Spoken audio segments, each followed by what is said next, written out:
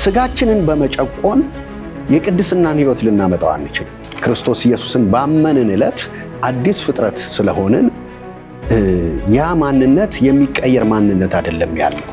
ሰው ሆኖ ብቻ ሰው ነህ ብቻ ስላልነው ወይም ደግሞ እኛ ቅዱስ ነን ብቻ ስላልን የሚገለጥ ነገር የለም። እርግጥ መጀመሪያ ማወቅ ያለብን ቅዱስ መሆናችን ነው። ከዛ በኋላ ግን ቅዱስ የሚያደርገውን ሰው ሕይወት ለነፍሳችን እያስተማርነው ያንን ማውጣት እንችላለን። የቅድስና ሕይወት የሚመጣው በነፍስን በማደስ ብቻ ነው በዋናነት። ስለዚህ ክርስቲያን ማድረግ ያለበት ነገር በሕግ አታድርግ አይደለም። ክርስቲያን ማድረግ ያለበት ትክክለኛውንና እውነተኛውን የሆነውን የክርስቶስ ሕይወትን ለነፍሱ መስጠት ነው። የመጀመሪያው ፈቃዱን መስጠት ነው። ከዛ በኋላ በሕይወቱ ሁሉ የሚገልጠው ያንን እየሆነ ይመጣል።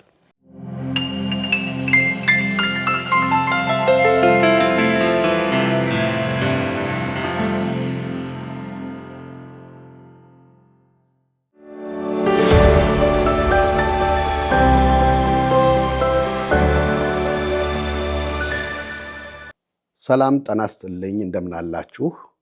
ይህ ሳምንታዊ ፕሮግራማችን ነው። በሰብለና ፋሲል ሚኒስትሪ የሚቀርብላችሁ ባለፉት ተከታታይ 4 ሳምንታቶች የጀመርነውን ትምህርት ዛሬም ደግሞ እንቀጥልበታለን። ቅድስና ስለሚል ትምህርት ነው እየተማርን ያለ ነው። እንግዲህ ስለ ቅድስና ስናወራ ተቀደሱ የሚል ትምህርት ብቻ ሳይሆን መጽሐፍ ቅዱስ ተቀድሳችኋል ይላል። ስለዚህ ተቀድሳችኋል ደግሞም ተቀደሱም እያልን እያስተማርን ነው። እንዴት ነው የተቀደስ ነው? እንዴት እንቀደሳለን? የሚሉትን እንግዲህ ባለፉት እያስተማርን ነበር። ዛሬም ደግሞ ይህንን ሐሳብ ይዘን እንቀጥላለን። ከዛ በፊት አብረን እንጸልያለን። እግዚአብሔር አባት በኢየሱስ ስም እናመሰግንሃለን። መንፈስ ቅዱስን ስለሰጠን ተመስገን። መንፈስ ቅዱስ ጊዜውን ሰዓቱን ሁሉ አንተ ተረከብ፣ አስተምረን።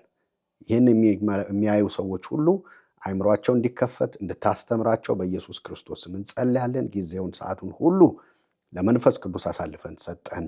አሜን። ክብር ለእግዚአብሔር ይሁን። እንግዲህ ባለፈው ሳምንት በክፍል 4 ላይ የተመለከትነው ስለ ነፍስ እድሳት ነው። መንፈሳችን በክርስቶስ ኢየሱስ ከመወለዱ የተነሳ ማለት ክርስቶስ ኢየሱስን ባመንን ዕለት አዲስ ፍጥረት ስለሆንን ያ ማንነት የሚቀየር ማንነት አይደለም ያለው። ኦልሬዲ ተቀድሷል። ተቀድሳችኋል ሲል መጽሐፍ ቅዱስ ስለ መንፈሳችን ማንነት እየነገረን ነው ያለው። ድሮ ኃጢአተኛ ማንነት ነበረው፣ ኃጢአተኛ ተፈጥሮ ነበረው። በአዳም እያለ ኃጢአተኛ ተፈጥሮ ነበረው። ሰው በክርስቶስ ኢየሱስ ሲሆን ቅዱስ ማንነት አለው። ማለትም የተወለደው ከመንፈስ ቅዱስ ስለሆነ የውስጠኛው ማንነታችን መንፈሳችን። ስለዚህ ተቀድሳችኋል ሲል ስለ መንፈሳችን እያወራ ነው። ስለዚህ ነፍሳችንን በማደስ በዚህ በስጋችን ላይ የምንገልጠው ሕይወት ትክክለኛ የሆነውን ሕይወት ወይም ደግሞ የክርስቶስ ሕይወትን መግለጥ እንችላለን እያለን እየተነጋገርን ነው። ዋናው ስራው ነፍስ ላይ ስለሆነ አንድ ክርስቲያን ነፍሱ ላይ ካልሰራ 20 ዓመትም 30 ዓመትም ቢቆይ እሱ ካርናል ይሆናል። አስተሳሰቡም አመለካከቱም ስጋዊ የሆነ አመለካከት ይኖረዋል ማለት ነው። እንደ ስጋ ፈቃድ ነው የሚመላለሰው። ስለዚህ ክርስቲያን ከዳነ በኋላ መስራት ያለበት ነፍሱ ላይ እንደሆነ እያየን እየተመለከትን ነበረ። ለምሳሌ ሁል ጊዜ ነፍስ የራሷ ማንነት የላትም። ከመንፈስ ጋር ባበረች ቁጥር የመንፈስን ሕይወት ትገልጠዋለች። ከስጋ ጋር ወይም ከዚህ ዓለም ጋር ደግሞ ካበረች የስጋን ስራ ነው የምትገልጠው። ስለዚህ ነፍስ የገባባትን ነው የምትሆነው። ስለዚህ በነፍሳችን ውስጥ የሚገባውን ነገር ልንጠነቀቅ ይገባናል ብለን እንደውም የምናስበው ራሱ በመጽሐፍ ቅዱስ ስለ መልካም ብቻ፣ ስለ ጥሩ ብቻ፣ መልካም ስለሆነው ነገር ብቻ እንድናስብ ተነጋግረናል። ስለዚህ ሰው የሚያስበውን ራሱን እንደሆነ ተነጋግረናል። ስለዚህ ይሄንን አይምሯችንን ወይም ነፍሳችንን ደግሞ በእውቀት በማደስ መልካም ነገር መግለጥ ይቻላል። አንዳንድ ሰዎች ሊጠይቁ ይችላሉ፣ ብዙ ሰው እኮ የእግዚአብሔር ቃል እያወቀ ምን እያለ ግን በሕይወቱ የሚገልጠው ነገር ሌላ ነገር ነው፣ ማይሆን ነገር ነው ሊሉን ይችላሉ። ግን ነፍስ ውስጥ ያለው ነገር እውቀት ብቻ አይደለም። ነፍስ ውስጥ ያለው ነገር ፈቃድ ነው። ስለዚህ በመጀመሪያ መልካም ለማድረግ ፈቃዳችንን ልንሰጥ ያስፈልገናል። ስለዚህ ይሄ ፈቃዳችንን ከሰጠን በኋላ ትክክለኛውንና እውነተኛውን የሆነውን የክርስቶስን ሕይወት በነፍሳችን ባስገባን ቁጥር ትክክለኛውን ነገር እንገልጣለን። መጥፎ ነገር ደግሞ በነፍሳችን ባስገባን ቁጥር ያንኑ ክፉ ነገር እንገልጣለን። ስለዚህ ሰው ከሚያየውና ከሚሰማው ነገር ራሱን መጠበቅ እንዳለበት ክርስቲያን ያስፈልጋል። በቆላስያስ ምዕራፍ 3 ከ9 እስከ 10 እንደዚህ የሚል ቃል እንመለከታለን። አሮጌውን ሰው ከስራው ጋር አውልቃችሁ ስለጣላችሁ ይላል። ማለት አሮጌው ሰው ማለት ድሮ በአዳም የነበረው ሰውዬ ኦልሬዲ ተቀብሯል። በአዲስ ሕይወት ስንነሳ አዲስ ሰው ነው ከኛ ጋር ያለው፣ አዲስ ማንነት ነው፣ አዲስ ፍጥረት ነው ያለው በውስጣችን። ስለጣላችሁ እርስ በርሳችሁ ውሸት አትነጋገሩ፣ ያ የእናንተ ማንነት አይደለም እያለን ነው። ከዛ ምን ይላል? የፈጣሪውን መልክ እንዲመስል በእውቀት የሚታደሰውን አዲሱን ሰው ለብሳችሁታል ይላል። ማለት በእውቀት የሚታደሰውን ማንን ይመስላል? ፈጣሪውን የሚመስል ቅዱስ የሆነ ማንነት፣ ጻድቅ የሆነ ማንነት የሆነውን ምን በማድረግ ነው ያንን ሕይወት የምንገልጠው? በእውቀት የሚታደሰውን ማንን? አዲሱን ሰው። አዲስ ሰው በውስጣችን አለ። ክብር ለእግዚአብሔር ይሁን። የእሱን ማንነት ማስገባት ነው። ያን ደግሞ ምን ብለን ተነጋግረናል? መጀመሪያ ማንነታችንን በማወቅ በክርስቶስ ኢየሱስ የሆነውን ነገር ለነፍሳችን በማሳወቅ ያለበለዛ ካላወቅ ነው ቅዱስ መሆናችንን ወይም ደግሞ ጻድቅ መሆናችንን ካላወቅን ያን ሕይወት መግለጥ ይከብደናል። አሁን እኮ ክርስቲያኖችን ቅዱስ ነን ብለን ስንናገር እንዴት ሊሆን ይችላል ብለው የሚናገሩበት ዘመን ነው። ጻድቅ ነን ስንል ችግር ላይ መጣ ይችላል። ቅዱስ ግን መጽሐፍ ቅዱስ ጻድቅ ናችሁ ብቻ አይደለም የሚለው፣ ተቀድሳችኋል፣ ጸድቃችኋል፣ ታጥባችኋል ነው የሚለው። ይህ ተፈጥሯችን ማንነታችን ነው። አንድ መጽሐፍ ላይ ያነበብኩትን ሐሳብ አሁንም ማናገር፣ ሜሪፊልድ ትባላለች፣ ቤተር ኮቨናንት የሚል መጽሐፍ ላይ ምሳሌ የጻፈችው በጣም ጥሩ ነው። ለዚህ ትምህርት ይሆነናል። ታርዛን የሚባል ፊልም አለ እና ያ ታርዛን የሚባለው ፊልሙ የሚጀምረው እናትና አባት ከህፃን ልጃቸው ጋራ ቫኬሽን እየሄዱ ነው። ስለዚህ በአውሮፕላን ነው እየሄዱ፣ በፕራይቬት አውሮፕላናቸው ነው እየሄዱ ያሉት።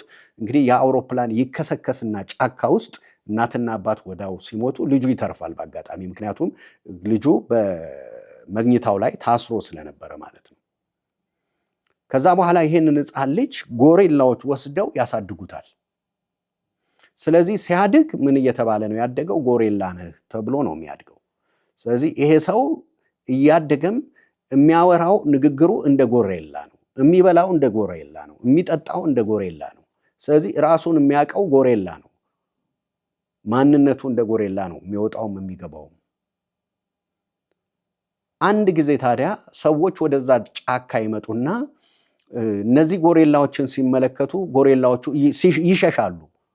ይሄም ሰው እንደ ጎሬላ ነው ራሱ። ሲመለከታቸው ምን አይነት ተፈጥሮ ነው የመጣው ብሎ ሸሽቶ አብሮ ይሮጣል።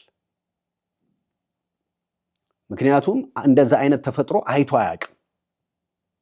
ከጥቂት ጊዜ በኋላ ውሃ ሊጠጣ ጎንበስ ሲል መልኩን ሲመለከተው በውሃው በኩል፣ ምክንያቱም እሱ ውሃ የሚጠጣው ጎንበስ ብሎ ነው፣ እንደ ሰው በብርጭቆ አይጠጣም። ምክንያቱም አስተዳደጉም አመለካከቱም እንደዛ ነው እና ጎንበስ ብሎ ሲጠጣ ሲመለከት መልኩን በዛ ውስጥ ተመለከተው።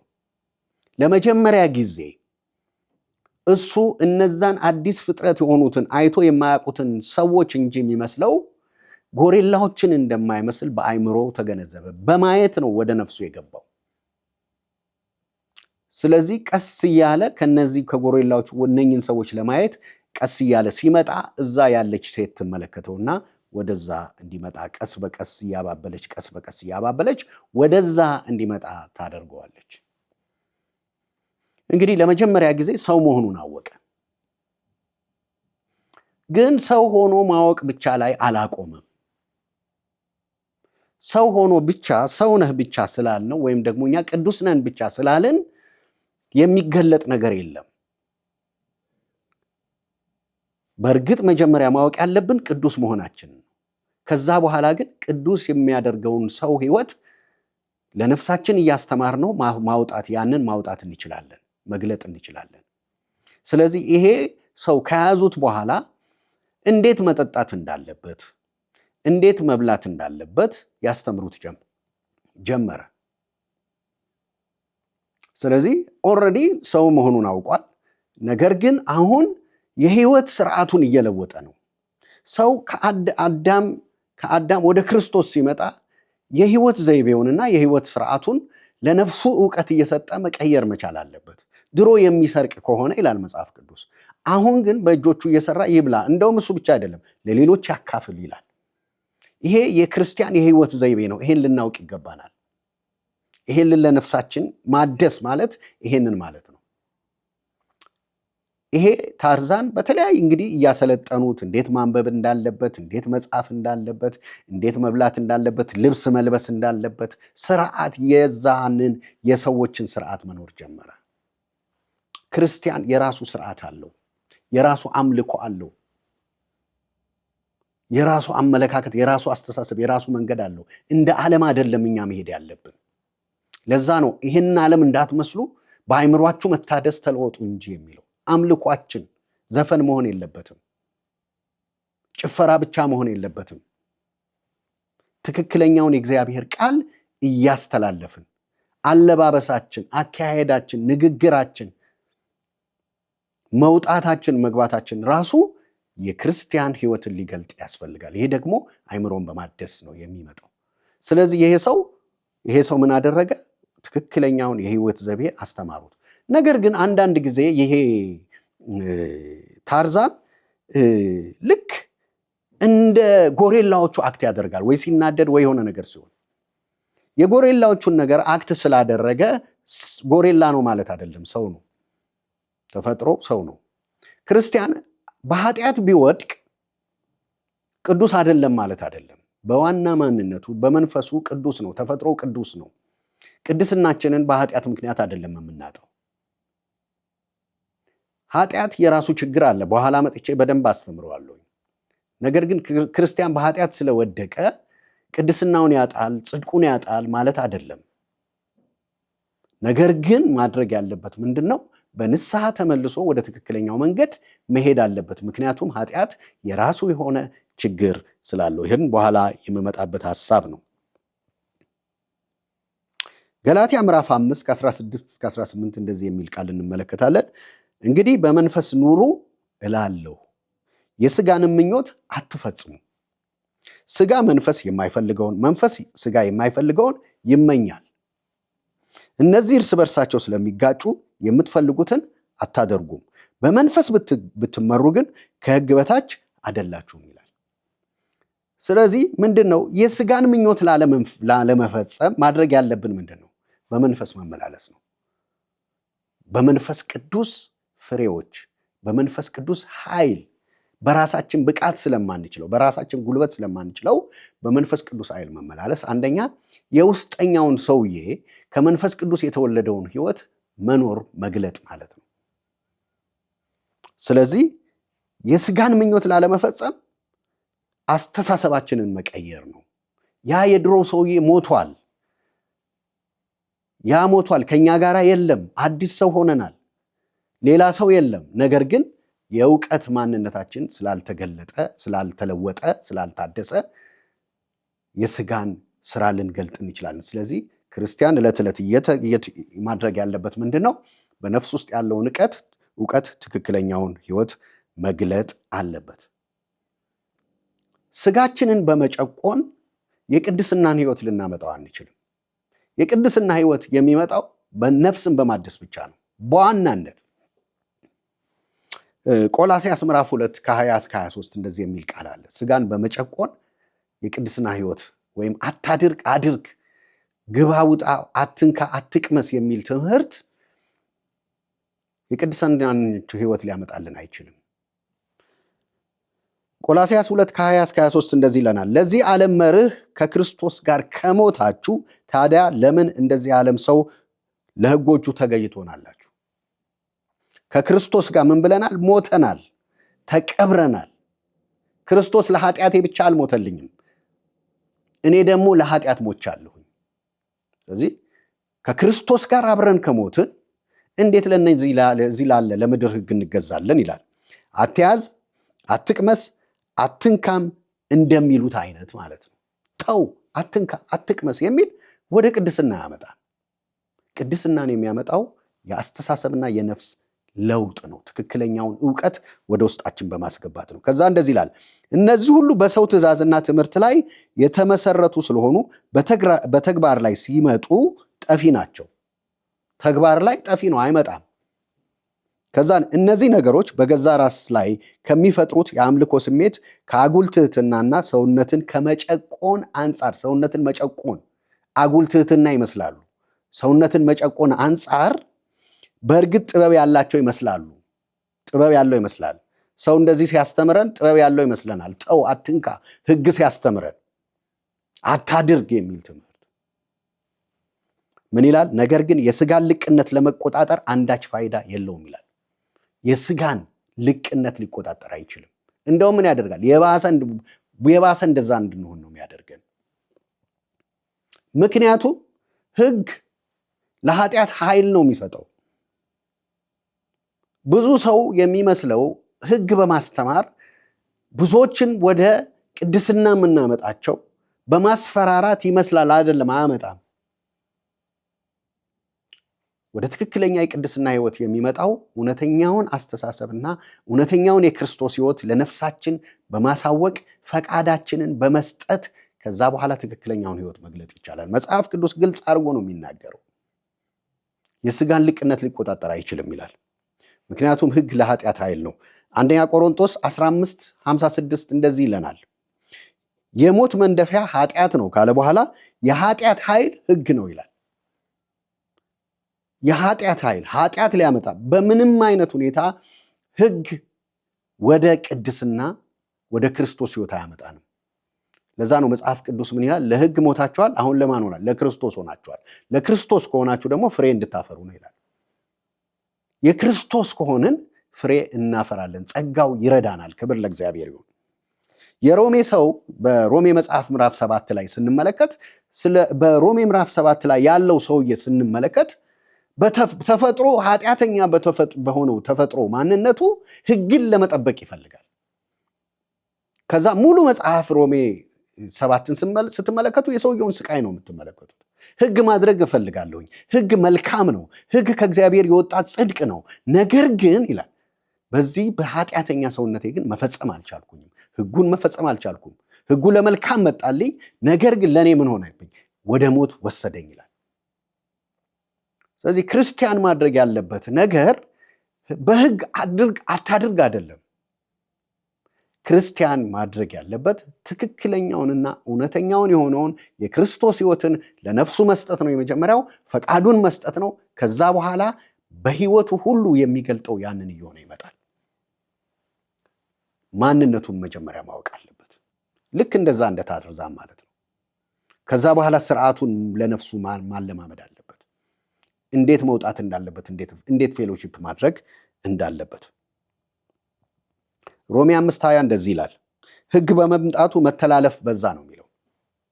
ሕግ ሲመጣ ማንንም ሊያቆም አልቻለም። እንደውም ማለት መተላለፍ በዛ። ሕግ የሚያደርገው ምንድን ነው መሰላችሁ? አንተ ኃጢአተኛ ነህ ብሎ ይከሳችኋል እንጂ ኃጢአታችሁን አያስወግድላችሁም። ለምሳሌ አንድ ሰው እዚህ ጋር ጥላሸት ኖሮት በመስታወት ቢመለከት መስታወቱ የሚለው ፊት ላይ ጥላሸት አለብህ እንጂ መስታወቱ ጥላሸቱን ሊያጸዳለት አይችልም። ሕግ ማለት እንደዛ ነው። ኃጢአተኛ ነህ እያለ ይነግራቸው፣ ኃጢአተኛ ነሽ እያለ ይነግራል። ጸጋ የሚያደርገው ምንድን ነው ግን? ጸጋ ከኃጢአት በላይ ያደርገናል። ኃጢአትን እንዳናሸንፍ ያደርገናል። ብዙ ሰው ጸጋ የኃጢአት ላይሰንስ ይመስለዋል። በፍጹም ሊሆን አይችልም። እሱ ጸጋ የኃጢአት ላይሰንስ አይደለም። የእግዚአብሔር ቃሎችን እንመልከት። ሮሜ 6:14-15 እንደዚህ ይላል፣ ከጸጋ በታች እንጂ ከሕግ በታች ስላልሆናችሁ። ከምን በታች ናችሁ? ከጸጋ በታች ናችሁ፣ ከሕግ በታች አይደላችሁም ካለ በኋላ ስለዚህ ኃጢአት ምን አያደርጋችሁ? አይገዛችሁም። በእናንተ ላይ ኃጢአት ምን የለውም? አቅም የለውም፣ ጉልበት የለውም። ምን ስትሆኑ? ከጸጋ በታች ስትሆኑ፣ በክርስቶስ ስትሆኑ። ኃጢአት ምን ሊያደርጋችሁ? ሊገዛችሁ አይችልም። በሕግ በታች ከሆናችሁ ግን ኃጢአት ይመራችኋል፣ ያሸንፋችኋል። እንግዲህ ምን ይሁን አለ?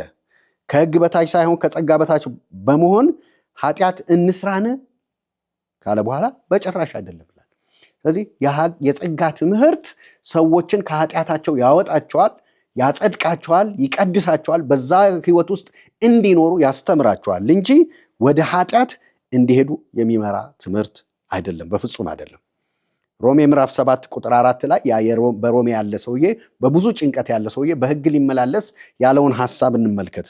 ሮሜ 7:4 ምክንያቱም በክርስቶስ ኢየሱስ ስንሆን ፍሬ እናፈራለን፣ በህግ ስንሆን ግን ፍሬ ማፍራት አንችልም። ምን ይላል? ስለዚህ ወንድሞች ሆይ እናንተም በክርስቶስ ኢየሱስ ሥጋ ለህግ ምን ብላችኋል? ሞታችኋል። ስለዚህ ህግ በእኔ ላይ አይሰራም፣ ሞቻለሁ ለህግ። ክርስቲያን ለሁለት ነገር ሞቷል። አንደኛ ለኃጢአት ሞተናል ይላል መጽሐፍ ቅዱስ። ስለዚህ ኃጢአት በእኔ ላይ ምን የለውም? ኃይል የለውም።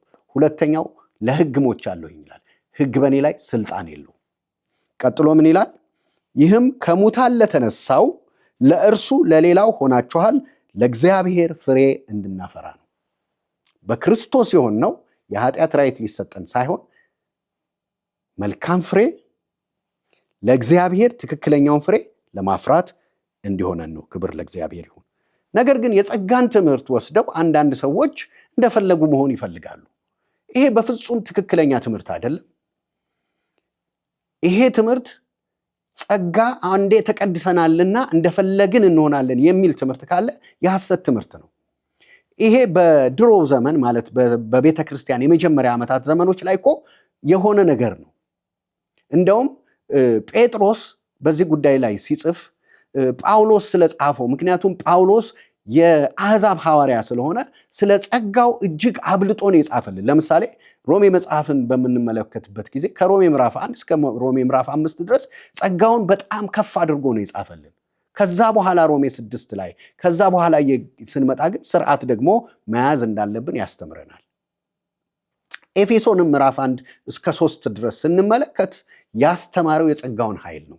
ከዛ በኋላ ግን የህይወት ዘይቤያችን ምን እንደሆነ ደግሞ ያስተምረናል። ነገር ግን አንዳንድ ሰዎች የጸጋውን ትምህርት ወስደው ለራሳቸው ርኩሰትነት ይጠቀሙበታል፣ ለመልካምነት መጠቀም ሲገባቸው። ለዛ ነው ሁለተኛ ጴጥሮስ ምዕራፍ 3 ከ15 እስከ 16 ላይ ስለነኚህ ሰዎች እንደዚህ ብሎ ሲጽፍ እንመለከታለን። የጌታችን ትዕግስት እናንተ እንድትድኑ ነው። ትዕግስት አለው እግዚአብሔር፣ እንድትመለሱ በንስሐ እንድትመጡ ምን ማለት ትዕግስት አለው እንደሆነ አስቡ ካለ በኋላ እንዲሁም ወንድማችን ጳውሎስ እንደተሰጠው ጥበብ መጠን ጻፈላችሁ ይላል። እርሱ ስለ እነዚህ ነገሮች በመልእክቱ ሁሉ ጽፏል። በመልእክቱም ውስጥ በቀላሉ ለመረዳት የሚያዳግቱ ነገሮች አሉ። አያችሁ፣ የጸጋ ትምህርት ትልቁ ችግር ምንድነው? ለመረዳት ያስቸግራል። ብዙ ክርስቲያንን ያስቸግራል። ምክንያቱም ተቀድሰሃል፣ አልቆልሃል። እግዚአብሔር ኃጢአትህን አይቆጥርብህም። እግዚአብሔር ኢየሱስ ክርስቶስ የኃጢአት ዋጋን ከፍሎልሃል። ዋጋ ተከፍሏል፣ የኃጢአት ዋጋ ተከፍሏል ብትሉት ሰው ለመቀበል ይቸግረዋል፣ ለመረዳትም ያዳግተዋል። በዛም ዘመን ጳውሎስ ይህንን የጻፈልን። ስለዚህ በእምነት በጸጋ ድናችኋል፣ ይህም የእግዚአብሔር ስጦታ እንጂ ከእናንተ አይደለም፣ በስራ አይደለም። በስራ አይደለም የዳናችሁት፣ የተቀደሳችሁት በስራ አይደለም። በክርስቶስ ኢየሱስ ኦልሬዲ ተቀድሳችኋል ሲል ምን ማለቱ ነው ብሎ ሰው ይሄ ለመረዳት ያዳግታል አለ። ከዛ ግን ምን ይላል? ዕውቀት የጎደላቸውና ጽናት የሌላቸው ሰዎች ሌሎቹን ቅዱሳን መጽሐፍ እንደሚያጣምሙ እነዚህም ደግሞ ለገዛ ጥፋታቸው ያጣምሙታል ይላል። አንዳንድ ሰዎች የጸጋ ትምህርት ለራሳቸው ጥፋት አጣመው እያስተማሩ ሰውን ወደ ዝሙት፣ ወደ ርኩሰት፣ ወደ ክፋት ይዘው ትሄዳሉ። የክርስቲያን ሕይወት በፍሬው ነው የሚታወቀው። ጸጋ ወደ ትክክለኛ ፍሬ፣ ወደ ትክክለኛ እውነት የሚያመጣ ትምህርት ነው። ይህን አጥብቀን ልናውቅ። በዚህ ዘመን ስለ ጸጋ ስትናገሩ፣ ስለ ጸጋ ስታስተምሩ ሰው ሁሉ ይፈራቸዋል። ምክንያቱ ይገባኛል። የጸጋ አስተማሪ ነን ብለው የራሳቸው ሕይወት በርኩሰት የተሞላ፣ የራሳቸው ሕይወት በዝሙት የተሞላ፣ የራሳቸው ሕይወት በዘረፋ የተሞላ። ስለዚህ ሰው ገና ጸጋ ብላችሁ ስታነሱት ወደ ፍርሃት ይመጣል። ነገር ግን ጸጋ የሚያስተምረው ትክክለኛው ትምህርት ወደ ትክክለኛው የቅድስና ሕይወት የሚያመጣ ትምህርት ነው። ቲቶ ምዕራፍ 2 ቁጥር 12 እንመለከታለን። ይህም ጸጋ በኃጢአት መኖርንና ዓለማዊ ምኞትን ክደን ነው የሚለው። ክብር ለእግዚአብሔር ይሁን። ይህም ጸጋ አያችሁ፣ ማን ነው የሚክደው? እኛንን የምንክደው። ምንድን ነው የምንክደው? ዓለማዊ ምኞትን፣ ኃጢአትን እንክዳለን። በምን? በጸጋው። ክብር ለእግዚአብሔር ይሁን። ከዛ ምን ይላል? በአሁኑ ዘመን ይላል ራሳችንን በመግዛትና በጽድቅ በእውነተኛ መንፈሳዊ ሕይወት እንድንኖር ያስተምረናል። ክብር ለእግዚአብሔር ይሁን። ጸጋ የሚያደርገው ይህንን ነው። ትክክለኛውን የጽድቅ ትምህርትን ነው ጸጋ የሚሰጠው። ለዛ ነው መጽሐፍ ቅዱስ በመንፈስ ተመላለሱ ሲል በመንፈስ ቅዱስ ተመላለሱ። በመንፈስ ቅዱስ መመላለስ ማለት እናንተ የማትችሉትን መንፈስ ቅዱስ ብቃት ይሰጣቸዋል። በቅድስና የምትመላለሱበትን ብቃት፣ በቅድስና የምትመላለሱትን ኃይል።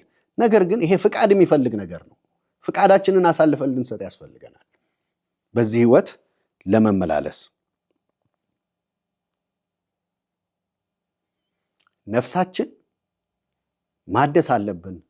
ነፍሳችን የምንመግበው ያንኑ ራሱን እንደሆነ መጽሐፍ ቅዱስ ደጋግሞ ይነግረናል። ስለዚህ ራሳችንን በህግ ለመምራት አንሞክር። ቤተ ክርስቲያን ውስጥም ስለ ሙሴ አይደለም ማስተማር ያለብን፣ ስለ ጸጋ ነው ልናስተምር የሚገባን። ቤተ ክርስቲያን ውስጥ ልናስተምረው የሚገባን ብዬ ማምነው ሰው ቅዱሳን እንደሆነ፣ ጻድቅ እንደሆነ፣ የታጠበ እንደሆነ በክርስቶስ ኢየሱስ መጀመሪያ ማንነቱን ቤዚክ ትምህርት ነው፣ መሰረታዊ ትምህርት ነው። ከዛ ግን መርሆችን እናስተምራቸዋለን። መርሆው ደግሞ ምንድን ነው? ቀድሞ በአዳም የነበራችሁ ይሄ ህይወት ነበራችሁ። አሁን ግን በክርስቶስ ኢየሱስ እንደዛ አይነት ህይወት የላችሁም። ነፍሳችሁን በማደስ ማለት ይህ ነው። ለምሳሌ ኮምፒውተር በምንገዛበት ጊዜ ሃርድዌሩን ነው የምንገዛው። የተለያየ ነገር መስራት ከፈለግን የተለያዩ ሶፍትዌሮች በላዩ ላይ እንጭንለታለን። የምንፈልገውን ውጤት ከዛ ነው የምናገኘው። ሃርድዌሩ ብቻ ምንም አይነት ውጤት አያመጣልንም። ቅዱስ መሆናችንን ማወቅ አስፈላጊ ነው። እርሱ ብቻ አይደለም ቅድስና የሚያመጣው። ትክክል ነው። መጀመሪያ ከእውቀት ነው የሚጀምረው። ማንነታችንን ከማወቅ ነው። በክርስቶስ ኢየሱስ ያገኘነውን ከማወቅ ነው የሚጀምረው። ከዛ ግን የሚያስፈልገውን ነገር እስካልጫንበት ድረስ በነፍሳችን ሶፍትዌሩን እስካላገባንበት ድረስ የምንገልጠው ነገር አይኖርም። ወይም ደግሞ ኢፌክቲቭ የሆነ ነገር ልናደርግ አንችልም። ነፍሳችን ልክ እንደዛ እንደ ሶፍትዌር ነች። የድሮውን አስተሳሰብ፣ በአዳም የነበረ አስተሳሰብ ሁሉ እናወጣለን። አዲስ ማንነት በውስጣችን የክርስቶስን ማንነት እናስገባለን ማለት ነው። ክብር ለእግዚአብሔር ይሁን። ነፍስ መቼ ሙሉ ለሙሉ ትቀደሳለች የሚለውን ሐሳብ ይጨርስና የሚቀጥለው ሳምንት ትምህርቴን እቀጥላለሁ። ነፍስ በዚህ ምድር ላይ ሙሉ ለሙሉ ቅዱስ ልትሆን አትችልም። ምክንያቱም በዚህ ምድር ሳለን በኃጢአት ልንወድቅ ልንነሳ እንችላለን። መቆጣት ራሱ ኃጢአት ነው። ማማት ራሱ ኃጢአት ነው። አንዳንድ ሰዎች ዝሙት ማድረግ ብቻ ይመስላቸዋል ኃጢአት። እነዚህ ሁሉ የሥጋ ሥራ ናቸው። እንደውም በገላትያ መጽሐፍ ላይ እነዚህ ሊስቶች ሲያስቀምጥ ማማትን አብሮ አስቀምጧል፣ ቁጣን አምጥቶ አስቀምጧል፣ ዝሙትን አስቀምጧል። በእነዚህ የሚኖሩ የእግዚአብሔርን መንግስት አይወርሱም ይላል። የሚኖሩ ህይወታቸው የሆነ ማንነታቸው የሆነ ነው። ስለ ክርስቲያን እያወራ አይደለም። የሚኖሩት በዛ ህይወት ውስጥ ያሉት ይሄ የዓለማዊ ኑሮ ነው። ይሄ የአዳም ኑሮ ነው። በክርስቶስ ያለ ህይወት አይደለም። ስለዚህ ልንቆጣ እንችላለን። ስለዚህ ነፍሳችን ልናማ እንችላለን። ትክክል ነው እያልኩ አይደለም። እነዚህን ግን በአእምሯችን እያደስን ወደ ትክክለኛ ህይወት መምጣት አለብን። ስለዚህ ነፍሳችን መቼ ነው ሙሉ ለሙሉ የምትቀደሰው? ነፍሳችን ሙሉ ለሙሉ የምትቀደሰው ከዚህ ዓለም ስትሄድ ነው። ሰው ሲሞት ወደ ሰማይ የሚሄደው የዳነ ሰው ከሆነ ወደ እግዚአብሔር የሚሄደው መንፈሱና ነፍሱ ነው። ነፍስ የራሷ ማንነት የላትም ብያቸዋለሁ። የምትቀበለው ወይ ከስጋ ነው ወይ ከመንፈስ ነው።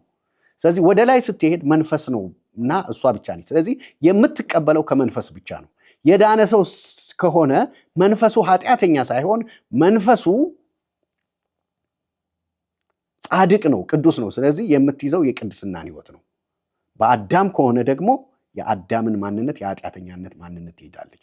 ስለዚህ ሙሉ ለሙሉ ቅዱስ የምትሆነው በክርስቶስ የሆኑት አዲስ ፍጥረት የሆኑት ሰዎች ማንነት ትክክለኛ ማንነታቸውን ይይዛሉ ማለት ነው። ይህን ቃል ተናግሬ ጨርሳለሁ። አንደኛ ዮሐንስ 5:12 ላይ ልጁ ያለው ሕይወት አለው፣ የእግዚአብሔር ልጅ ያለው ሕይወት የለውም። የእግዚአብሔር ልጆች ከሆናችሁ መንፈሳችሁ ተቀድሷል። ስለዚህ ቅድስናን ይዛችሁ ትሄዳላችሁ። ሰላም ሁኑ። መልካም ሳምንት ይሁንላችሁ።